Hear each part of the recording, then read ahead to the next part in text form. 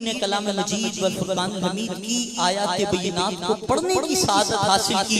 جب اس کے اوراق کو یمین و یسار میں پلٹا تو دیکھا کہیں رب العالمین ارشاد فرماتا ہے وَالضُّحَىٰ، کہیں ارشاد فرمایا وَاللَّيْلِ إِذَا سَجَىٰ، کہیں ارشاد فرمایا فَأَمَّا بِنِعْمَتِ رَبِّكَ فَحَدِّثْ، کہیں ارشاد فرمایا وَرَفَعْنَا لَكَ ذِكْرَكَ، کہیں فرمایا یاسین طٰہَ یا ایھا المزمل یا ایھا المدثر۔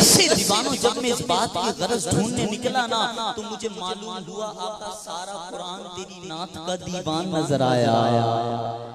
اور جس بندے کا استخارہ ٹھیک آ رہا ہے وہ ذرا اونچا بولے سبحان اللہ۔ آقا سارا قرآن تیری نعت کا دیوان نظر آیا۔ وہ لفظ شاعر نے استعمال کیا لفظ دیوان، اس کا لغوی اصطلاحی اعتبار سے معنی یہ ہوتا ہے جب شاعر ایک کلام لکھے دو کلام لکھے ایک کلام کی تعداد 100 یا 1000 تک پہنچ جائے یہ کتابی شکل اختیار کرتی ہے جسے آپ میں دیوان کہتے ہیں۔ میرے امام کے دیوان کو ہدایت بخشش کہا جاتا ہے۔ اب جملہ سنو، آقا سارا قرآن تیری نعت کا دیوان نظر آیا، تیری صورت تیری سیرت کا عنوان نظر آیا۔ اور میرا فیصلہ نہیں، رب العالمین کی لا رہے کتاب کا فیصلہ ہے کہ ماں صاحب ہیں آنکھیں والشمس ہے چہرہ تیرا، ماں صاحب ہیں آنکھیں والشمس ہے چہرہ تیرا۔